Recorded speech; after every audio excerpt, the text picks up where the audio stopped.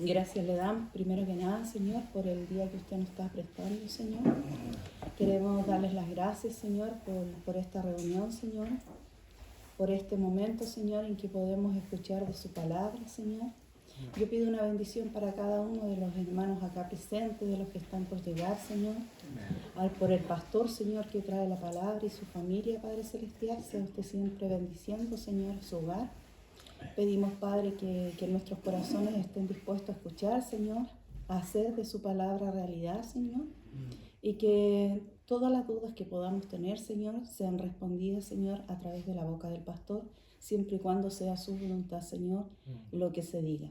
Gracias, Padre, por este desayuno y por todo lo que usted nos dará durante el día. En el nombre de Jesús, amén. Amén.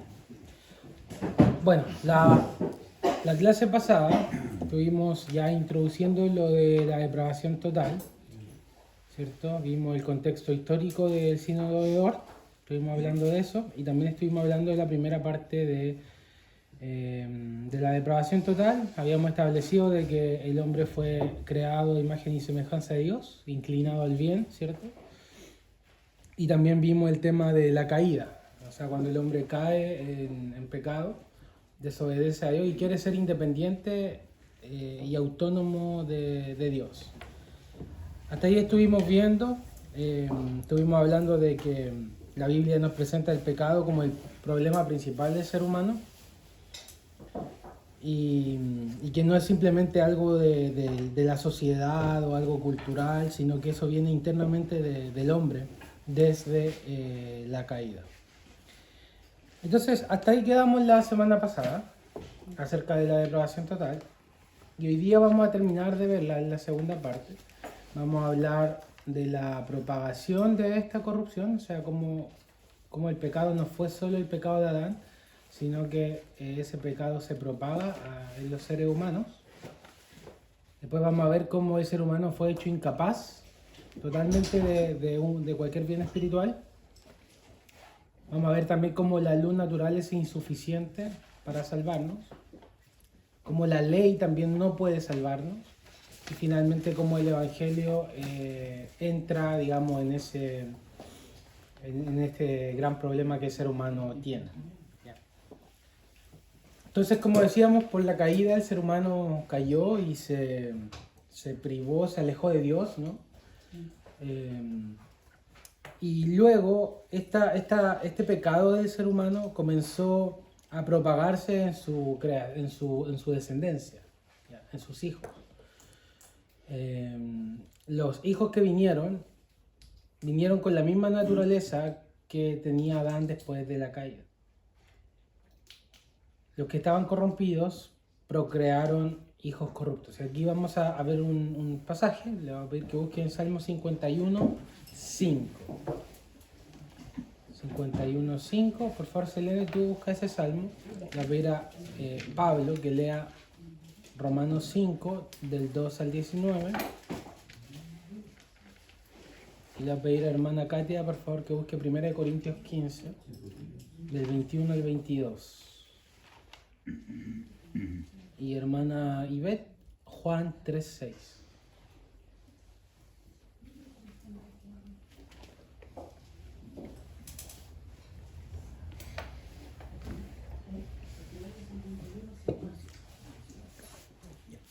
Salmo 51.5 primero, por favor. Amén.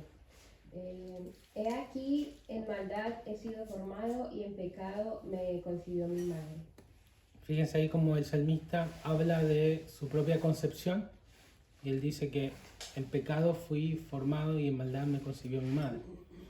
O sea que la maldad viene desde la misma concepción. ¿Ya?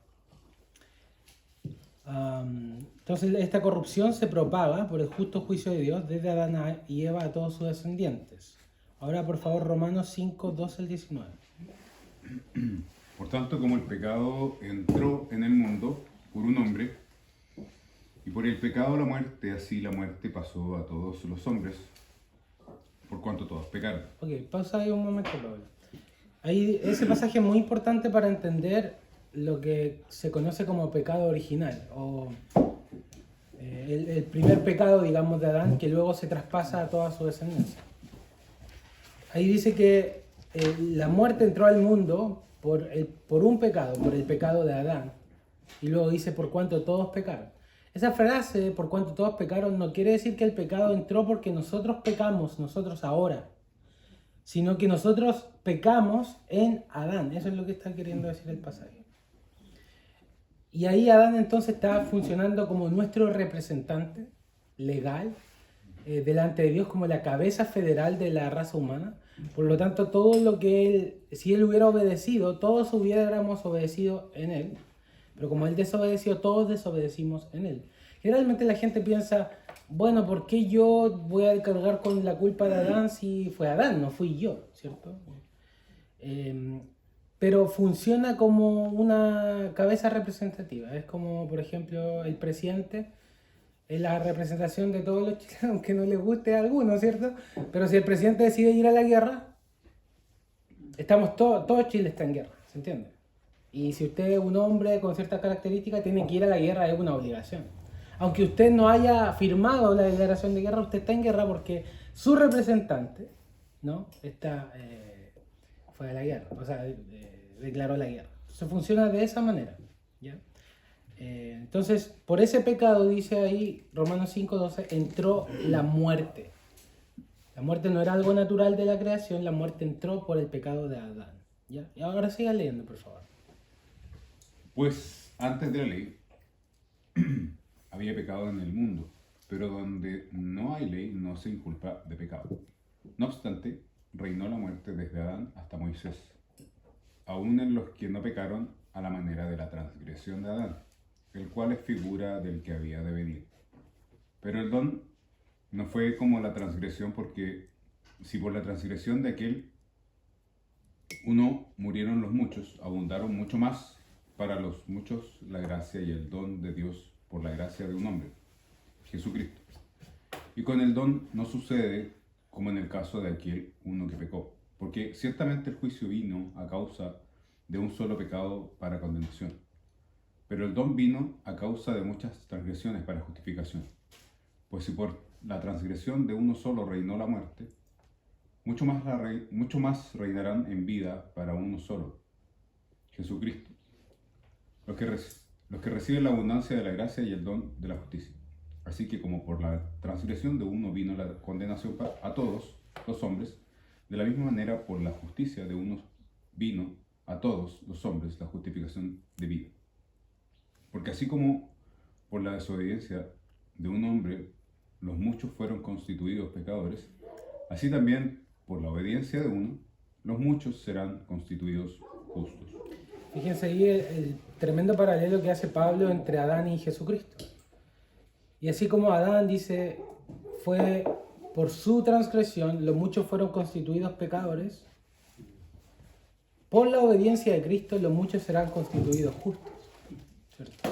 Entonces, Cristo funciona como nuestra segunda Adán, nuestra segunda cabeza representativa. Y fíjense qué importante es esto. Nosotros no somos salvos por nada de lo que hacemos, sino por la justicia que nos es imputada, que viene de fuera, es la justicia de Cristo, por la obediencia de Cristo, dice él.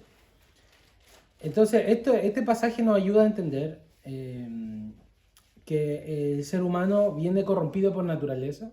Todo ser humano está bajo una cabeza, está bajo la cabeza de Adán o bajo la cabeza de Cristo, pero todos pertenecemos a alguien que nos representa, ¿no? Ya, ahora vamos a Juan 3:6, que fue el último. Ahora, lo último que voy a decir respecto a esto es que el hombre no peca por imitación, sino que peca porque la corrupción viene dentro de él. Y por eso muchas veces que a los niños, antes de mandarlos al jardín, uno se pregunta de dónde vienen cosas que hacen, así como, y uno se queda así como, yo nunca te he enseñado eso.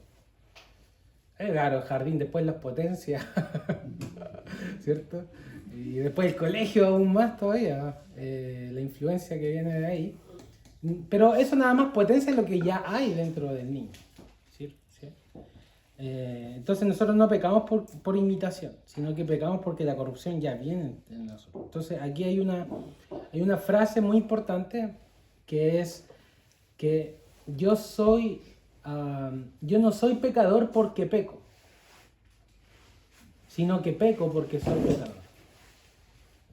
La diferencia de las dos frases es que una dice como, por ejemplo, nosotros somos inocentes y nos corrompimos al pecar. Y ahí nos transformamos en pecadores. Pero no, nosotros ya somos pecadores desde nuestra concepción. Y luego eso se manifiesta porque somos pecadores. Es decir, el ser humano no se transforma en alguien pecador o malo. El hombre ya es malo de naturaleza.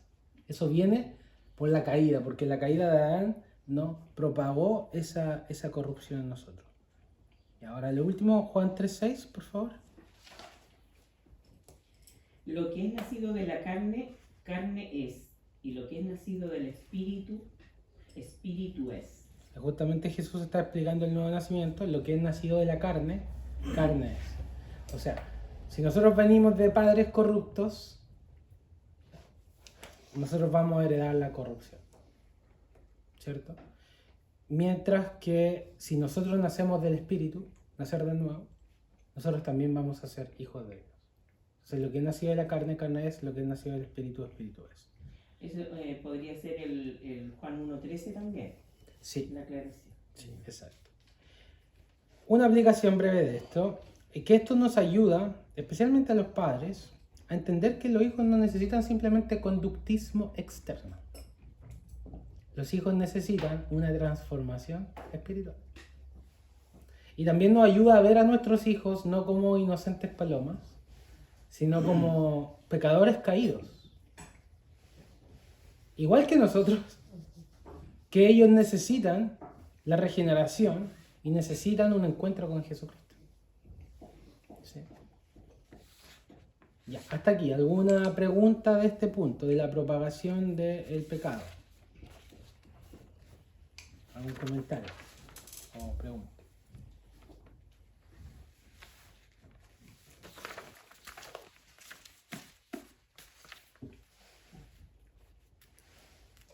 Yo tengo una pregunta.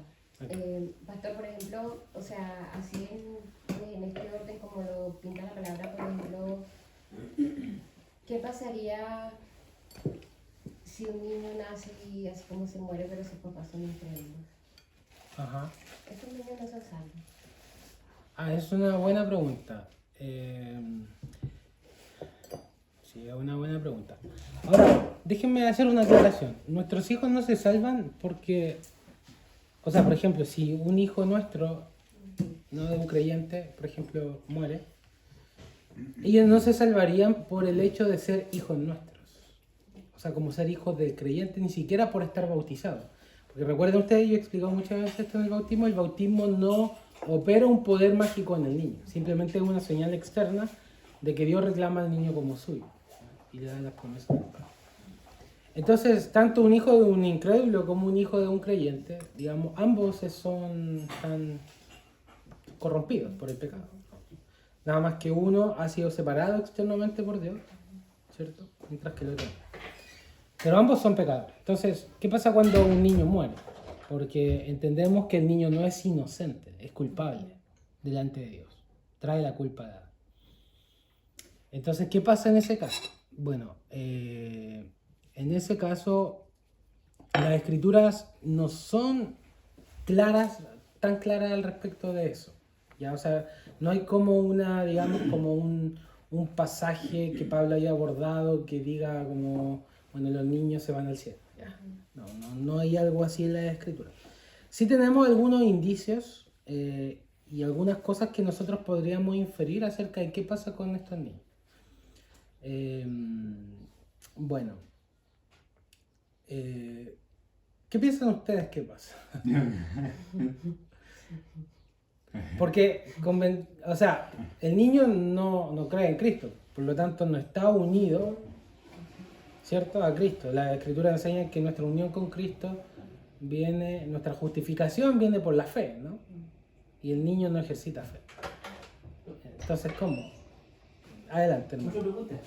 Mencionaba también, ahora que vino con los niños. Ya. ¿Qué quiere decir entonces ese versículo que dice donde dejar que los niños vengan a mí porque está ese reino de los cielos? Ujú. ¿Cómo podría ser ahí la interpretación entonces? Sí, ese es una buena, es un buen principio. Ahí Jesús no está diciendo que los niños necesariamente van a ir al cielo, pero sí está diciendo que a ellos les pertenece el reino de los cielos, especialmente por la actitud de humildad generalmente que tienen los niños, o por la actitud de dependencia, ¿no? Cuando Jesús le preguntan quién es el mayor y él pone un niño al medio, ¿se acuerdan? Y él dice, el que sea el menor entre ustedes será el mayor, y toma el ejemplo del niño. Ahora, Un niño. claro, entonces, como digo, son indicios. Ese pasaje es un indicio, pero no es como que diga claramente, así explícitamente. En el caso de el rey David, cuando dijo que su hijo algo así como que le llevaba a la delantera, pero cuando iba a volver. Sí, ese es otro indicio que existe en la escritura.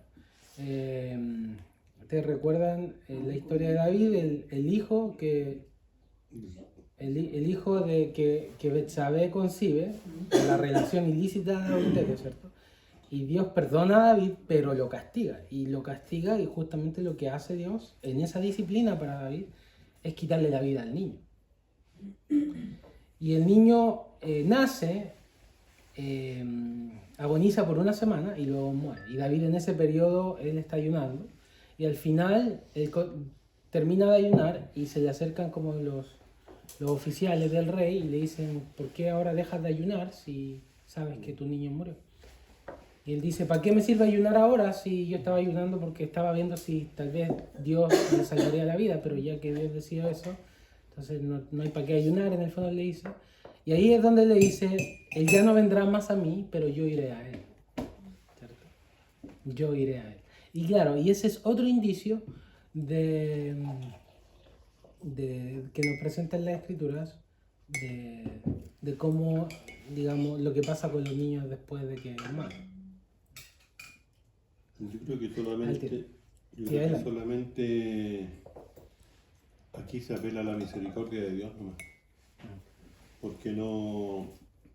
También hay pasajes en el Antiguo Testamento cuando dice, da órdenes Dios que entre a la aldea y mate a todos, a los niños, a todos. O sea, como uno dice si los niños son inocentes, como uno como humano dice eso, ¿cierto? Sabemos que no son inocentes, pero lo dice así. O sea, no tuvieron la oportunidad ellos de alcanzar fe, de alcanzar justificación, nada, no tuvieron esa oportunidad. Por eso yo creo que se apela solamente a la misericordia de Dios nomás. Y uno cree que este Dios que es bueno, es justo, pero es bueno también, es misericordioso, tiene eso previsto a los niños. Los que son niños pequeños, me refiero yo, que no tienen la conciencia de todavía. Yo lo veo por ese lado. Sí. Podría ser también, el hecho de que tanto los niños, o sea, si Dios a mí me eligió desde antes de la fundación del mundo, para que yo hoy día esté gozando de Él, puede ser también con aquellos niños, porque si Dios me eligió en ese tiempo, también eligió a los niños, a los que conforme a su voluntad de soberanía, Él los quiere para sí, ¿o no? O sea, usted está tomando una posición, porque el hermano expresa una posición. Él cree, por ejemplo, que todos los niños que mueren, Dios tiene misericordia de ellos. Esa es una posición. La que usted está diciendo es otra posición. Usted está diciendo que hay niños elegidos. Eso. Y hay niños que no. O sea, es una propuesta. Una opinión. Sí, no, está bien, no, está bien. Yo lo entiendo. Y tiene mucha lógica. Ahora, a lo que yo voy, mi punto es el siguiente. ¿Puede Dios salvar a alguien fuera de Cristo? Yo creo que igual, hasta aquí igual, el tema es que nos ponemos como, o sea,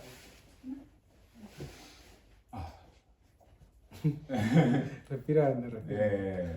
Yo creo que donde nos empezamos siempre a meter, y ahí es lo difícil, que nos empezamos a meter con la mente de Dios.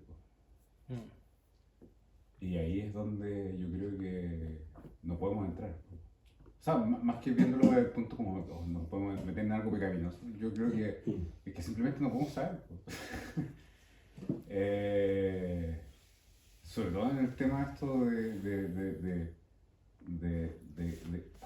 quiero ir a algo como bien como desde el aspecto del desarrollo cognitivo, ¿ya? Algo bien.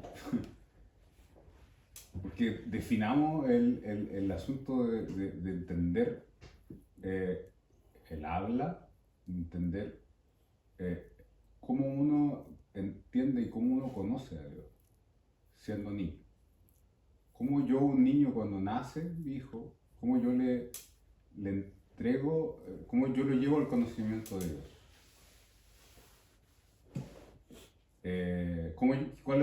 Hasta qué punto yo, antes de que el niño muera, desde que nace, yo cómo lo llevo hacia el conocimiento del Señor. Entonces, el punto es que el niño puede morir antes que yo, o no, y llegar al conocimiento del Señor, yo no lo sé. El Señor solamente lo va a saber. Y el asunto es que eso solo está en la mente del Señor. Y es ahí el tema. Claro. Eso solo es. Claro. Sí, justamente tú estás abordando un niño que, digamos, ya comienza a desarrollarse, ¿no? Cognitivamente, y en algún sentido lo va conociendo. ¿Pero qué pasa con aquel que no alcanza a desarrollarse cognitivamente? ¿Qué pasa con el niño que muere antes del año? El tema es que ahí hay que definir cosas, hay que definir, ya que cuando definamos en qué momento cognitivamente empieza a desarrollarse el pecado, en qué momento se desarrolla porque si nos vamos a la escritura, ¿en qué momento se define el pecado? Claro, desde la concepción. Sí. Sí. Entonces, este es un tema complejo, porque nosotros, la escritura afirma la siguiente verdad: el niño no es, delante de Dios no es inocente. Hay que hacer un contraste, digamos.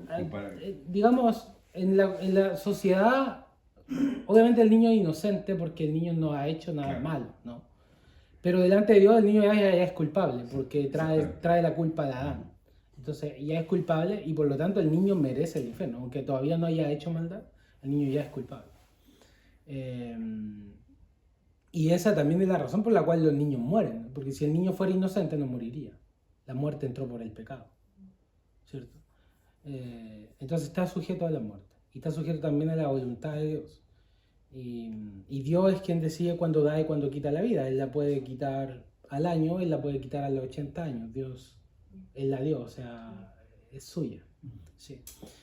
Eso por un lado. Lo otro que estábamos discutiendo acerca de qué pasa con estos niños, bueno, ya se abrieron dos posiciones, y la tercera posición que existe es que es la menos sostenida, de hecho, la que afirma que, bueno, todos los niños son culpables. Como los niños no pudieron ejercer fe en Cristo, entonces todos los niños, digamos, que no ejercen fe en Cristo se van al infierno. Pero nosotros vemos como, bueno, Pablo igual adelanta, de que, por ejemplo, Dios actúa, cuando hablamos de la regeneración, ¿recuerdan? Nosotros dijimos que eso fue independiente del hombre. Y de hecho se ve en la Escritura como Dios opera en Juan el Bautista, en el vientre de su madre. Entonces nosotros tenemos un caso explícito en la Escritura donde Dios regenera a alguien desde el vientre de su madre. Entonces eso llevó a muchos teólogos reformados a concluir de que no es tan simple como el niño es culpable y Dios lo manda al infierno porque es culpable, sino que Dios puede hacer algo extraordinario donde a ese niño lo une a Cristo sin mediar fe, como es ordinariamente, digamos, y entonces Dios puede salvar al niño. Ahora, Dios no salva a nadie fuera de Cristo. Pero esa persona tiene que ser unida a Cristo. Y Dios puede hacerlo de manera extraordinaria. Eso de hecho es lo que dice la confesión. Ahora, claro, uno se termina preguntando, bueno, ¿quiénes? ¿Los niños elegidos? Esa es una posición, que hay niños elegidos, que Dios hace eso, y niños que no. la posición más común es que Dios regenera a todos los niños. Extraordinariamente. Ahora uno se pregunta, bueno, por el hecho de ser niño, pero sí es culpable también. Entonces, bueno, ahí hay una discusión de cuál es la base, y al final la base es simplemente la soberanía de Dios. Entonces, ¿Dios podría regenerar a todos los niños y salvarlos en Cristo? Sí, extraordinariamente, sí. Ahora, si Dios decide no hacerlo, y hacerlo con algunos elegidos y otros no, nosotros no tenemos ninguna base para decir que Dios es injusto. Porque el niño sigue siendo culpable. Adelante, hermano. Ah, no, usted me va a ver al tiro, hermano Jaime. No, yo quería. Quizá me apedreé por lo que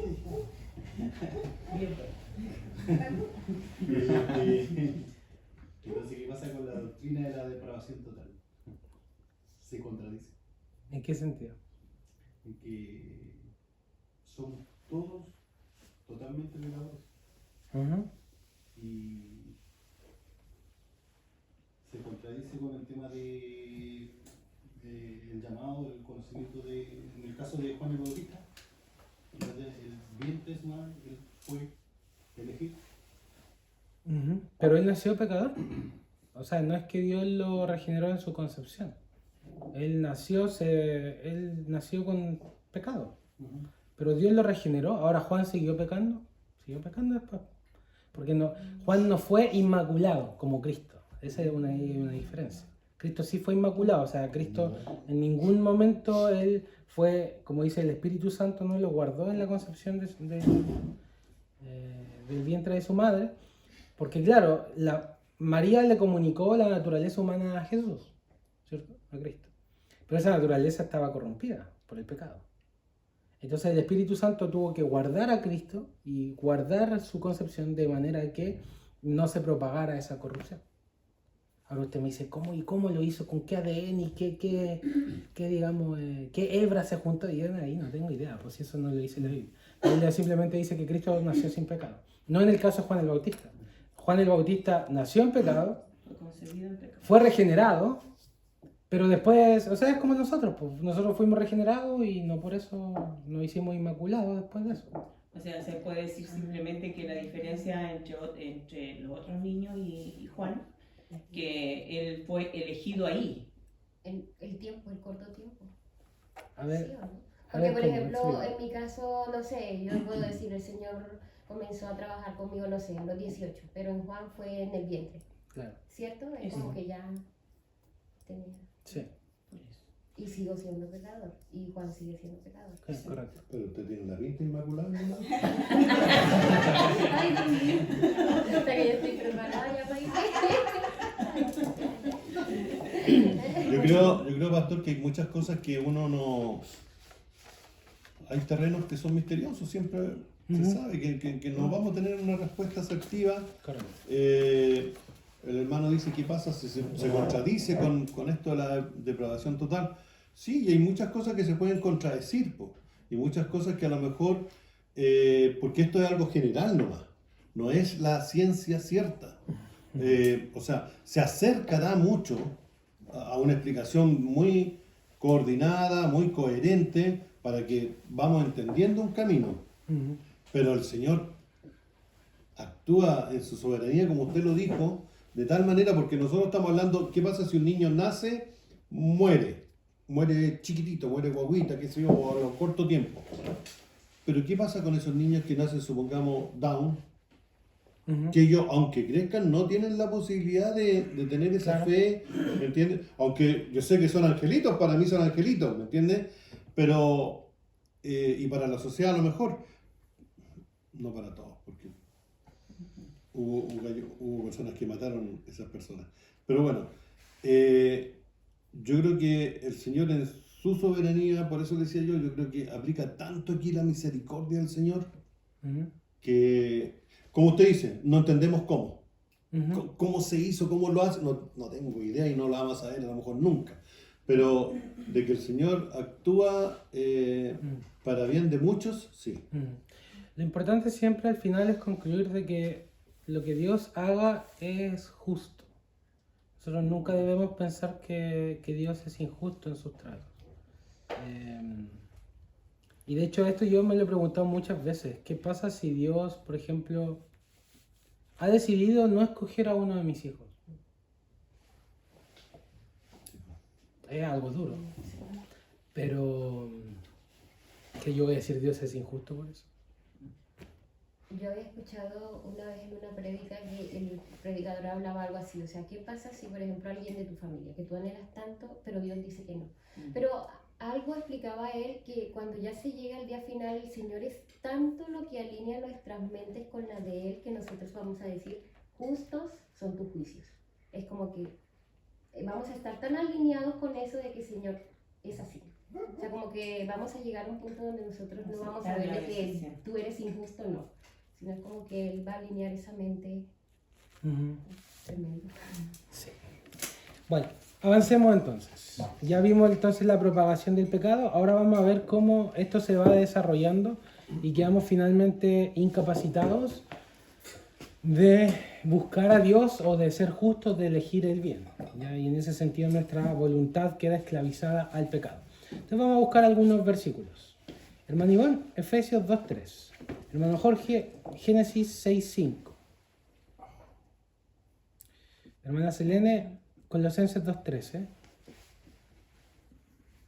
Hermana Katia, Juan 8.34.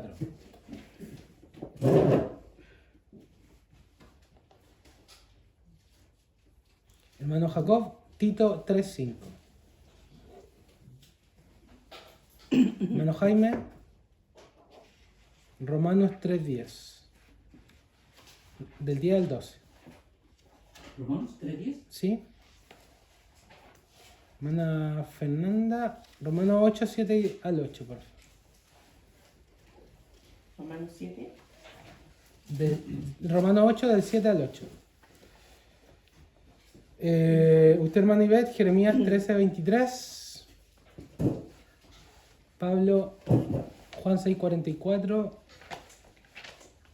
Y Ricardo puede ser o no. 1 Corintios 2, 14. Doctor, Dígame. hablando de que el hombre nace pecador, un día lo podemos ver tal vez el pensamiento filosófico humanista. El hombre es bueno, por ende siempre ha tratado de quitar a Dios del medio, a su superior, para poner al hombre encima. Y él justifica, siempre ha justificado que si el hombre es malo es por la sociedad. Claro. Por ende, algunos ya tipo políticos dicen que el Estado tiene que tener poder para ayudar a todos, para que todos sean parejos, para que así no haya gente mala. Por ejemplo, no quiero ser un presidente de Brasil, dijo lo siguiente: hubo un asalto de una moto, ¿Ya? el culpable no fue el ladrón, dijo Lula, el culpable es el que tiene la moto porque él lo tentó. Claro. Entonces, siempre justificando de alguna forma la maldad del hombre. Ajá. Bueno, y al final, por la Biblia, dice otra cosa, como estamos diciendo, es el corazón del hombre que realmente nace malo. No Sí. es porque la sociedad o el ambiente que estamos nos lleva a ser malo. No. Y eso está claramente demostrado. O sea, por ejemplo, los católicos intentaron a veces en la historia, dijeron ya, bueno, si el mal está en la sociedad, en el mundo, sobre todo en el matrimonio, ya no nos casemos porque hagamos un monasterio. Pues en el monasterio también había atrocidades. Entonces, al final, aunque tú te aísles, y eso lo decía Jerónimo, y ahí esto para cerrar este punto, Jerónimo se hizo una seta, era muy común en su época, y se hizo una seta de estos de que se iban al desierto y no tomaban agua, se vestían con muy poca ropa, muy simple. Y él después escribió, y él decía, aunque mi cuerpo estaba frío y tiritando, mi corazón ardía en las pasiones lujuriosas, decía él. Entonces, es lo que dice Pablo en Colosenses 2. Por más que tú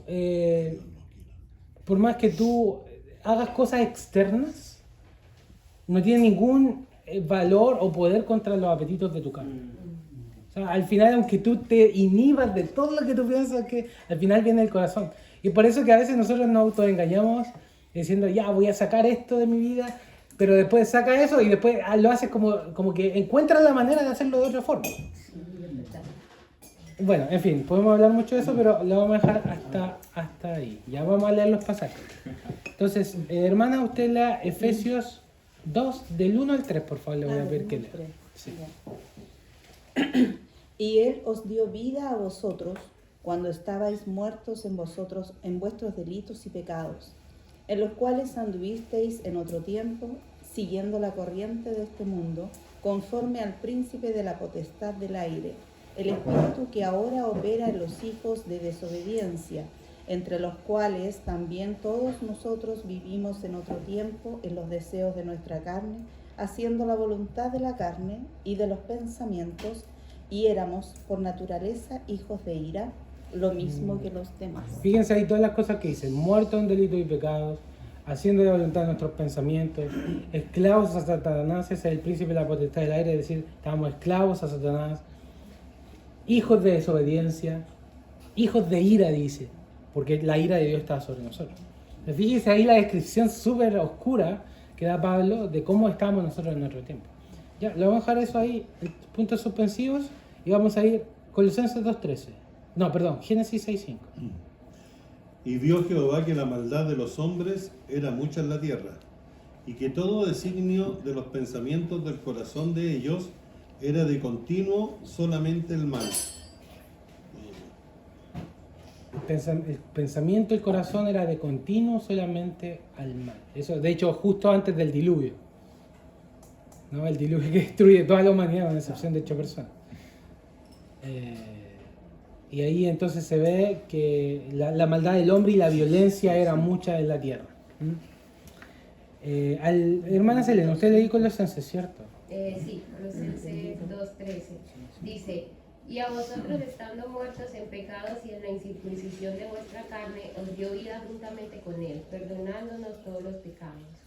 Nuevamente ahí dice que estábamos muertos en los pecados y en la incircuncisión. Fíjense cómo aquí brevemente la circuncisión. Todos saben que es una circuncisión, ¿cierto? No quiero hacer la mímica. Era, bueno, igual lo va a tener que hacer, pero es como la separación, ¿no? Donde se separa algo, entonces es como tú estás consagrado, y eso representa como la corrupción, digamos, es separada de ti, por lo tanto tú ahora le perteneces a Dios. Eso es lo que representaba la circuncisión. Ahora él dice, es la incircuncisión de nuestra carne, y ahí está hablando de una incircuncisión espiritual. Entonces, como esa corrupción y dominio del pecado está como adherida a nosotros, y tiene que ser circuncidada por el poder de Dios, tiene que ser quitado ese dominio. Y eso dice y lo hace por el poder de Cristo. ¿Ya? Pero al final es un simbolismo nomás. Claro, sí. Está hablando, de hecho, sí. No está hablando de una circuncisión física en ese pasaje, está hablando de una circuncisión espiritual. Pero la circuncisión física también es como lo que representa, lo que dice usted, es como un simbolismo también. Claro, porque es un símbolo, de hecho, eso es lo que es una señal. O sea, es algo que se hace físicamente, pero representaba una realidad espiritual. ¿Sí? Es lo mismo que el bautismo, también es un símbolo. Sí, exacto. Hermana, por favor, a usted le di... No, Juan 8:34. Sí. Jesús les respondió: de cierto os digo que todo aquel que hace pecado, esclavo es del pecado. Todo aquel que hace pecado es esclavo del pecado. Todo. O sea, nosotros no estamos en una relación con el pecado así de cuando yo quiera, sino que yo quiero siempre porque soy esclavo del pecado. Bien. Vamos ahora al siguiente. Romanos 6:20 le di, ¿no? ¿O cuál le di? Tito 3:5. Nos salvó no por obra de justicia que nosotros hubiéramos hecho, sino por misericordia, por el lavamiento de la regeneración y por la renovación del Espíritu Santo. Exacto. O sea, la gracia regeneradora del Espíritu Santo es finalmente lo que nos hace nuevas criaturas. Romanos 3:10, le di usted, ¿no? Del día del 12. Como está escrito, no hay justo ni aún uno, no hay quien entienda, no hay quien busque a Dios, todos se han desviado, a una se hicieron inútiles, no hay quien haga lo bueno, no hay ni siquiera uno. Hay ni siquiera uno, dice. No hay justo ni aún uno. Y esto es lo que nosotros cuando tratamos de evangelizar gente es lo que tenemos que tratar de demostrar. Porque la gente generalmente piensa que es buena. Soy buena persona. Yo no estoy en la cárcel, soy bueno. Pero bíblicamente eso no es una realidad, al menos delante de Dios. Tal vez delante de un juez de policía local sí. Pero delante del Dios, el juez que conoce los pensamientos y las intenciones del corazón, ¿no? ¿Qué pasa, por ejemplo, si te pongo un pendrive en esta hora? Así, imagínate que tú tienes como una cerradura justo para que te ponga un pendrive y aquí tengo un ¿cómo se llama? Un proyector y todos comenzamos a ver las intenciones de tu corazón, lo que pasa por tus pensamientos, lo que haces cuando nadie te ve y empieza a salir aquí en la pantalla. Y todos empezamos a ver solo la semana que pasó. Saldríamos corriendo de acá porque nos daría mucha vergüenza que la gente vea lo que pensamos, con qué intención hacemos lo que hacemos y las cosas. Y nos damos cuenta de que realmente estamos corrompidos. Ahora, es Dios quien sabe todo eso. Y gracias a Dios que nosotros no sabemos los pensamientos de los demás, porque si no estaríamos bien locos. Realmente no podríamos casi ni mirarnos a la cara. Sí. Entonces, pero para Dios no está nada escondido. Entonces, Él nos conoce completamente y por eso no hay justo ni a un uno, no hay quien haga lo bueno, no hay quien busque a Dios, dice. Ah, no, yo busqué a Dios. No. Por ti mismo no puedes, es imposible por uno mismo. ¿Ya? Romanos 8, ¿qué leí Romanos 8? Sí, Adelante. Es que estaba pensando que las personas que se creen buenas siempre siguen la ley del hombre. Y la ley del hombre, por ejemplo, antes permitía a los esclavos y todos miraban que estaba súper bien, o Claro. odiaban a la gente negra, o no sé, todas las cosas que han pasado en la historia. Y eso estaba súper normal, porque sí, tengo mi esclavo, y dentro de la ley del hombre está correcto. Claro. Y ahora, por ejemplo, hay cosas que nosotros decimos que estaba bien, pero estoy seguro que en 100 años más, no sé Exacto. cómo, no sé, Claro. se permitía hacer eso.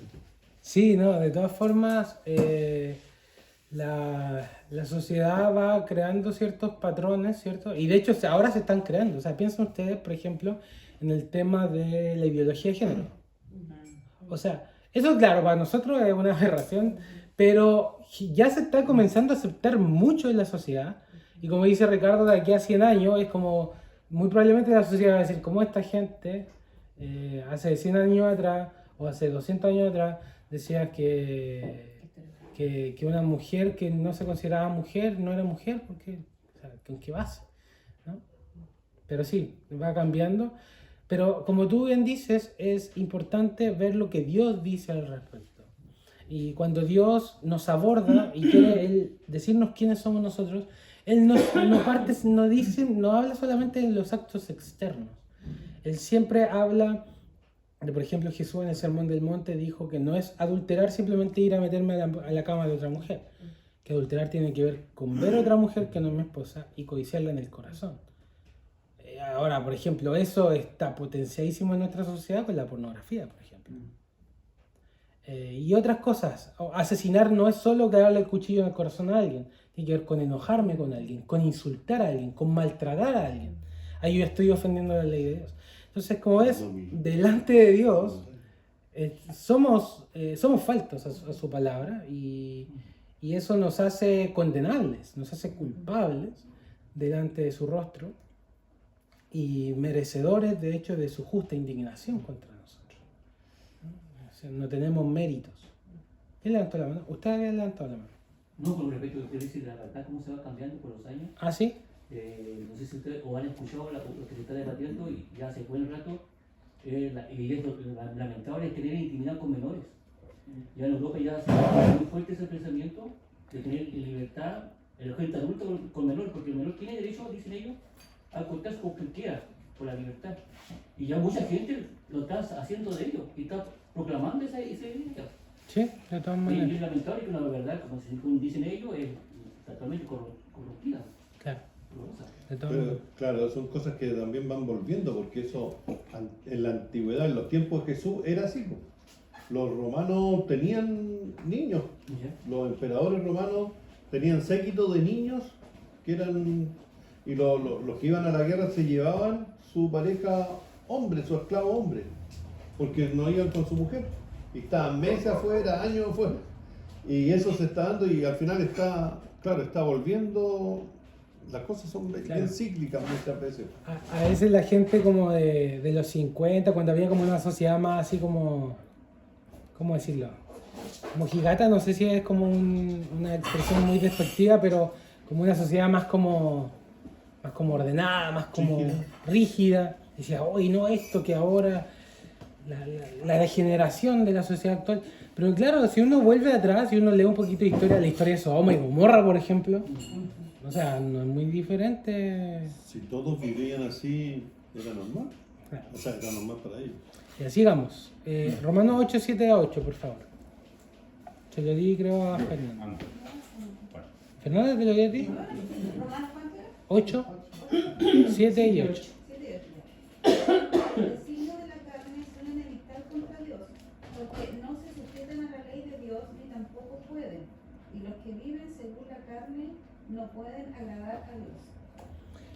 No se sujetan a la ley de Dios ni tampoco pueden. Es decir, hay una incapacidad de sujetarse y volverse a Dios en nuestra naturaleza pecaminosa natural. Jeremías 13, 23.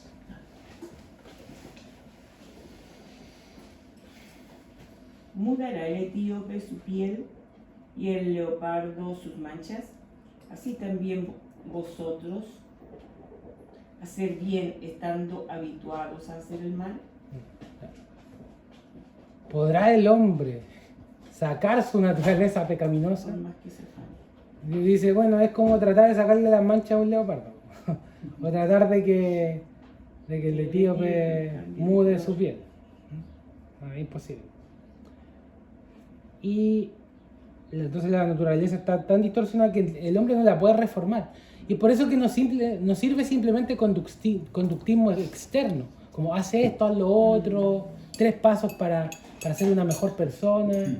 Necesitamos una renovación de la naturaleza, eso es lo que necesitamos, ¿cierto? Vamos, que me queda poquito tiempo. Juan 6:44, por favor. Ninguno puede venir a mí si el Padre que me envió no le trajere, y yo le resucitaré en el día posterior. O sea, ni siquiera podemos ir a Cristo, somos incapaces de ir a Cristo si el Padre no interviene en ese venir. Es lo que dice Juan 6:44. El último, 1 Corintios 2:14. Ricardo. 14.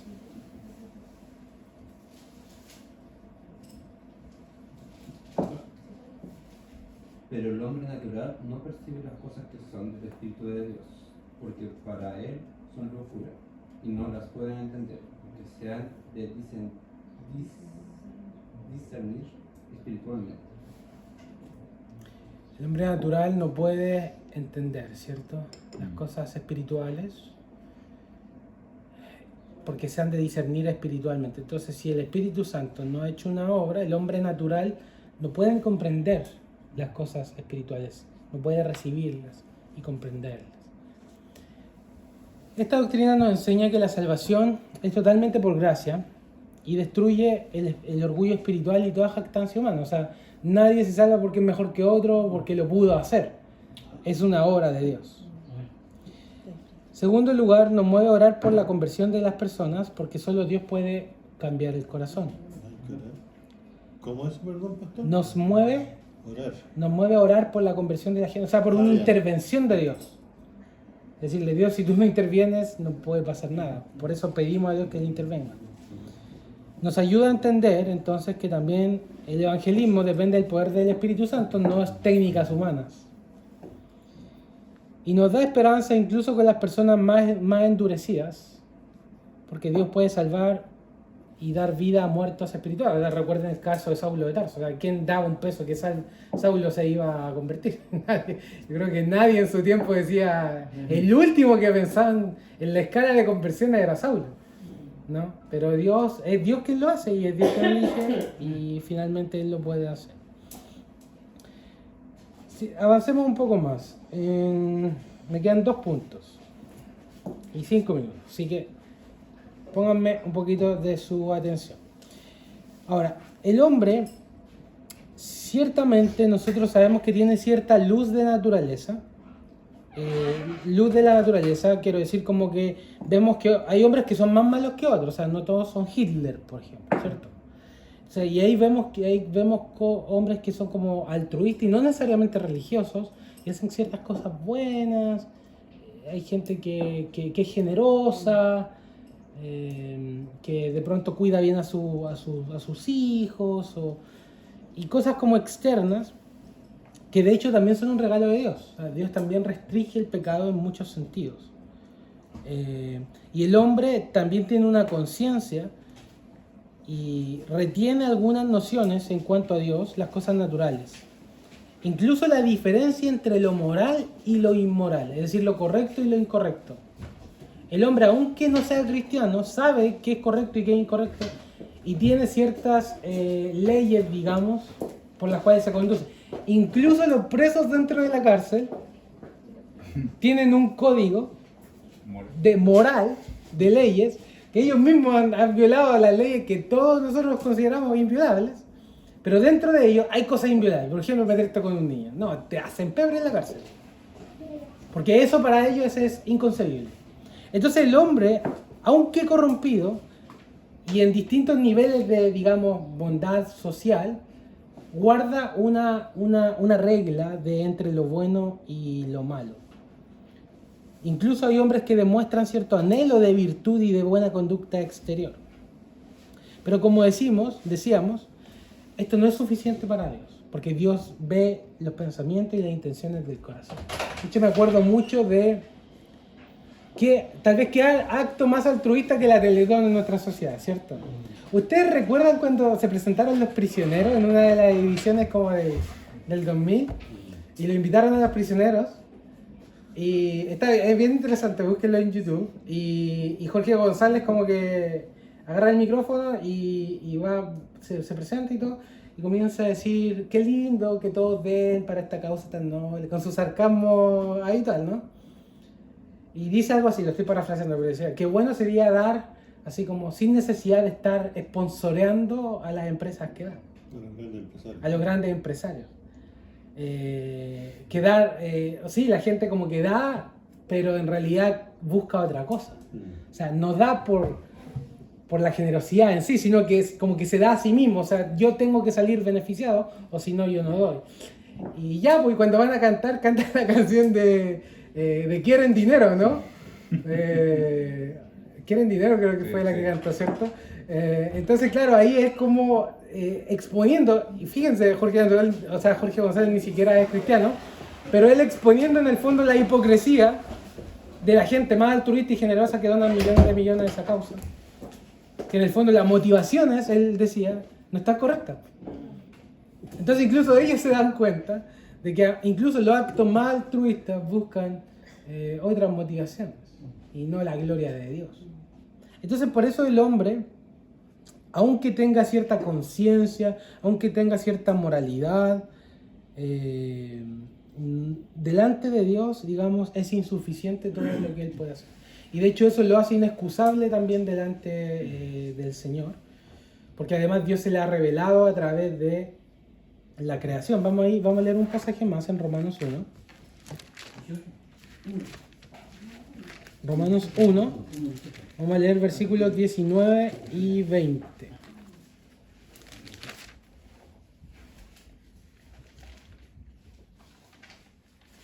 Lo pida Ricardo que me ayude por favor con ese pasaje. 1, 19 y 20. Va del 18, por favor, del 18 al 20. Porque la ira de Dios se revela ante el cielo con toda impiedad e injusticia de los hombres que detienen con injusticia la verdad, porque lo que de Dios se conoce le es manifiesto, pues Dios se lo manifestó, porque las cosas invisibles de Él, su eterno poder y deidad, se hacen claramente visibles desde la creación del mundo, siendo entendidas por medio de las cosas hechas, de modo que no tienen excusa. Fíjese ahí como Pablo dice que los ateos no existen. O sea, existen, pero el argumento de Pablo es que todos conocen a Dios. Yo también pienso. Todos conocen a Dios. Ahora, ¿por qué todos conocen a Dios? Dios se lo manifestó porque las cosas invisibles de Dios, es ser, claro, la gente siempre dice, bueno, tú crees en Dios y ¿dónde está Dios? O sea, muéstramelo. Yo lo voy a ver y voy a creer en Él. Pero ahí dice que las cosas invisibles de Él, su eterno poder y deidad, se hacen claramente visibles desde la creación del mundo, siendo entendidas por medio de las cosas hechas, es decir, por medio de la creación. Si yo, por ejemplo, te traigo a este edificio y te digo, este edificio tiene un constructor. Y dice, ¿y dónde está el constructor? Porque yo, hasta que no me muestre al constructor, yo no voy a creer que esto lo construyó un constructor. Es ridículo eso, ¿cierto? Porque a pesar de que yo no conozca al constructor personalmente, estoy seguro que esto tiene una construcción. ¿Por qué? Porque veo un diseño, veo pilares que están puestos inteligentemente, veo un techo para cubrir de la lluvia, veo ventanas que fueron creadas para mirar hacia afuera, y de la misma manera la creación, y de hecho eso lo vemos cuando estudiamos biología o lógica, vemos que la creación tiene un orden y un diseño que uno mira eso, mira por ejemplo el ciclo del agua, o estudia ciencia, y se va a dar cuenta de que hay un orden maravilloso, hay un orden con propósito, todas las cosas que están puestas en el lugar que tienen que estar y cumplen una función. Y ahora, y la gente dice, no existe constructor. ¿Qué?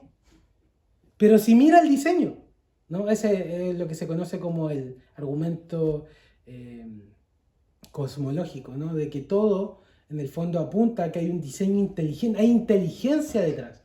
O sea, cuán ridículo es que yo te dijera, no, mira, este edificio se creó en 2000 años después de una serie de procesos y explosiones químicas y ¡boom! Salió esto. Es alguien que lo construyó. Alguien fuera, que no es madera, ¿no? Que está fuera de esto, construyó esto. Pasa lo mismo con Dios. Entonces, la creación da evidencia, eso es lo que dice Pablo acá. Las cosas invisibles, tú sabes que Dios es invisible, pero Él se ha hecho visible a través de los cielos, a través del mar, a través de todas las cosas creadas. Entonces lo que dice el salmista es simplemente abre tus ojos, mira la creación, mira el diseño, mira la inteligencia, mira la hermosura y no te cuestiones si hay un arquitecto detrás, porque es una obra, es más grande que una obra arquitectónica, es mucho más compleja y mucho más hermosa. Entonces, eso da evidencia y da muestra de que Dios existe. Ahora, ¿qué hace el hombre con ese conocimiento? Lo dice el versículo que sigue.